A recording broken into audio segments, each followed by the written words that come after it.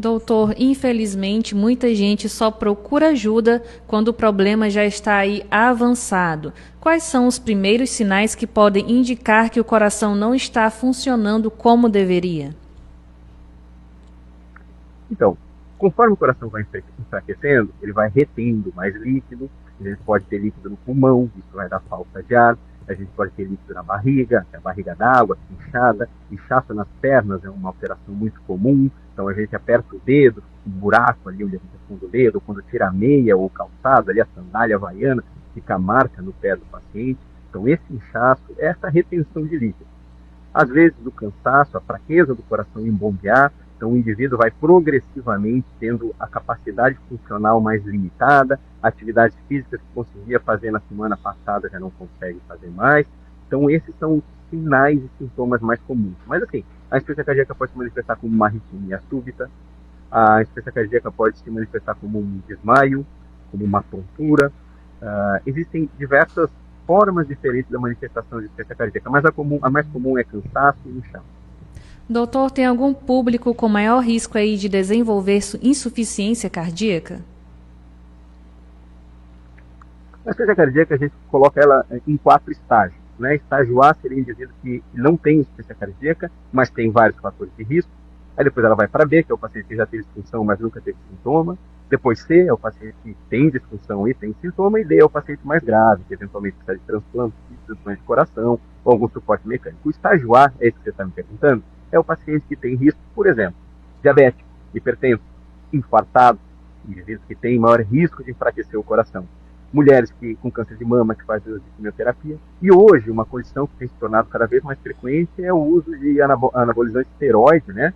Por fisiculturistas, praticantes de atividade de definição física. Isso tem aumentado cada vez mais o risco de indivíduos que se apresentam com cardiomiopatia e insuficiência cardíaca, está associado com em torno de 9 vezes maior risco. Então, fatores de risco tradicionais para doenças coronarianas, hipertensão, diabetes, tabagismo, e esses riscos novos da nossa sociedade em evolução, né? As estatísticas de doenças do coração e infartos de 2026, divulgadas pela Associação Americana do Coração, mostram que cerca de 2 milhões de pessoas conviviam com insuficiência cardíaca no Brasil, com aproximadamente 240 mil novos casos por ano, e também permanece entre as principais causas de internação cardiovascular no SUS. Doutor, por que isso acontece se hoje existem aí tratamentos eficazes? Essa pergunta ela é muito boa e a resposta ela não é a ideal. Realmente hoje a gente tem uma série de medicações, em especial 4 medicações que devem ser prescritas, as 4, e prescritas na dose máxima, como uma quimioterapia. A gente compara a insuficiência cardíaca como um câncer mesmo, pela gravidade da doença.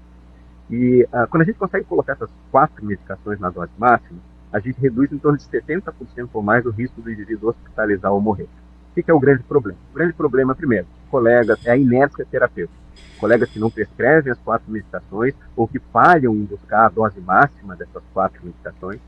Pacientes que param de acompanhar ou que nem buscam um atendimento médico no primeiro momento, então por algum contraefeito que é facilmente contornável, né? Dentro dessas 4 classes existem opções para cada uma delas. Então às vezes você tem contraefeito com uma delas, você consegue trocar para uma segunda ou terceira que aquele contraefeito não aparece. Só que para isso você vai precisar conversar com o médico, explicar o que você está sentindo e quais são as razões para que ele trocar a medicação. E o abuso, né, do paciente, abuso hídrico e salino, né, a insuficiência cardíaca é uma condição em que o coração não dá conta de bombear. Então, quando o paciente abusa do líquido, bebe muito mais do que 2 litros de líquidos por dia, ou abusa daquela churrascada no final de semana, estamos agora voltando aí do Congresso Brasileiro de Insuficiência Cardíaca, o maior congresso de insuficiência cardíaca da América Latina, ele aconteceu em Porto Alegre. Eu estou justamente agora no caminho de volta, passando pela Serra Gaúcha aqui, e aqui em Porto Alegre, no Rio Grande do Sul, é muito comum o pessoal comer muito churrasco. Então, o abuso de sal, o abuso de líquido, o abandono de medicações e a inércia terapêutica são os principais adversários do paciente portador de insuficiência cardíaca. Exatamente, doutor. Quando a doença ela é descoberta cedo e o paciente segue aí corretamente o tratamento, quais são as chances de controlar o problema e ter uma boa qualidade de vida? Essa sua pergunta ela é ótima, porque você usou o termo controlar e não curar. existe um percentual de pacientes que a gente consegue fazer o que a gente chama de remodelamento reverso, que é fazer o coração voltar a funcionar normal. Mas isso não é o mais comum, é uma minoria dos pacientes que atingem esse louvável objetivo.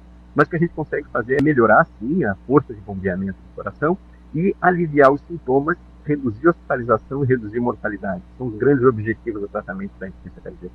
Quando a gente consegue fazer a detecção precoce, e veja, vamos lembrar os sintomas que a gente falou: inchaço, cansaço, fadiga, são sintomas muito comuns, não só do envelhecer, mas do indivíduo com baixo condicionamento físico. E às vezes o indivíduo obeso, de idade, demora para procurar o atendimento médico, porque acredita que isso são sintomas normais de corriqueiro.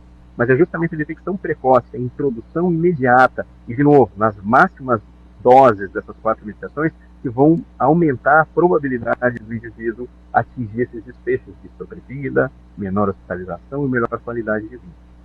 Entendido, doutor. E existe aí alguma forma de prevenir a insuficiência cardíaca? Quais são os hábitos que podem aí fazer a diferença para proteger o coração ao longo da vida?